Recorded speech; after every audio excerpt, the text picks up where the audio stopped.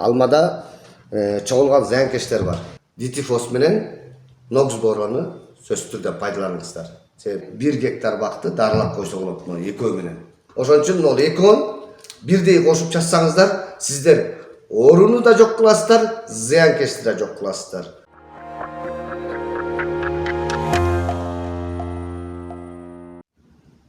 Ассаламу алейкум, урматтуу дыйкандар жана багбандар. Бүгүн сиздерге азыркы учурда көйгөй болуп аткан алма абактын зыянкечтерине жана ооруларына кандай препараттарды колдонсок болот, мына ошолор тууралуу сиздерге азыр айтып берем. Эмесе, могул жерде бизде дитифос деген системно-контактный инсектоакарицид бар. Буну эмнеге колдонобуз? Азыркы учурда билесиздер, кыштай алмада чогулган зыянкечтер бар. Жолсо жазгы дарылаганда болбой калган дарылар, күчү жетпей калган зыянкечтер бар.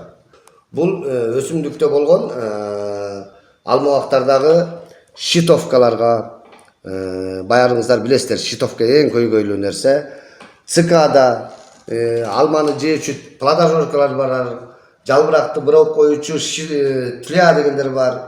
Андан тышкары клеш, эң жаман нерсеси бул клеш. Азыр күн ызык болуп атат, байкап атасыздар.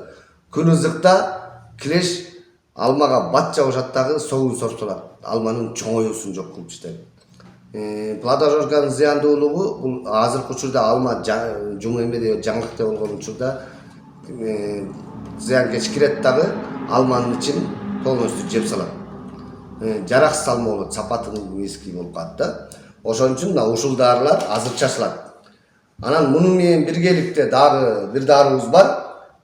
Бул Кнокс боро деп коет. Нокс боро бул системдүү түрдө бактардагы болгон парша, мучнистая роса, манилиоз деп коет, алманын чирүүсү.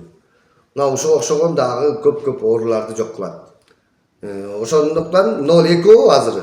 Мисалы сиздер 2 ооруну да зыянкечке дагы бирдей чача алабызбы деген суроолор болуп атпайбы?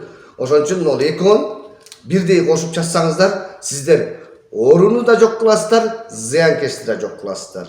Ошон үчүн азыркы учурдан баштап мына күндүн ызык болуп атабы, сөзсүз түрдө мына сиздер дитифос менен нокс борону сөзсүз түрдө пайдаланыңыздар.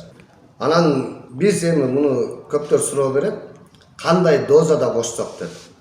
Доза мисалы нокс боро 10 литрге 500 грамм. Муну 500 эме 5 грамм да. Муну өзү 500 граммдык 1 тонна сууга. Адашпаңыздар. Көптөр дарыны көбүрөөк ашыкча кошом деп, наоборот, жалбырактарды күйгүзүп, жолубуза алмаларга зыян келтирип алат. Ошон үчүн өзүнүн дозасында негизи чачыш керек. Адан ашпаш керек. Себеп дегенде ар бир дарынын өзүнүн срок ожидания бар. Мисалы бул дары 15 күн болсо, бул дары дагы 15 күн. Экөө биригип 15 күн гана алманы сактай алат. Бардык дарылардын срок ожиданиясы 1 жумадан 15 күнгө чейин. Кээ бир дарылар 3 күнгө чейин бар. Бул дарыны мисалы 10 литрге 5 граммдан кошсоңуздар, бул дары 10 литрге алма бактарга 10 литрге 10 грамм.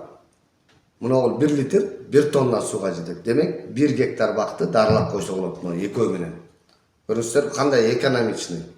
Андан тышкары бир эле ушул алма кетеби деген суроолор болушу мүмкүн. Жок, муну мисалы бул экөөнүн азыркы учурда клубника күн ызык болуп атканда паутина клеш көп түшүп атат. Андан тышкары трипстер түшүп атат, долгоносиктер түшүп атат. Мына ошого муну дары кетет.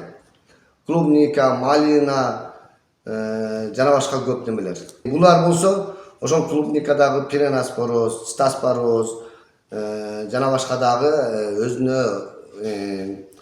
системдүү түрдө бардык козгарын ооруларды бул контролдоп, токтотуп, подавлять этип, анан айыктырып бергөнгө мунун күчү жетет. Ошон үчүн кандай культура болбосун, бул дарыларды сөзсүз түрдө колдонуп турушуңуздар керек. Биздин адрес, эгер кааласаңыздар келесиздер, Талас шаары, Советская Ломоносова көчөсүнүн кезилиши, КМЦ Кыргызстан деп турат.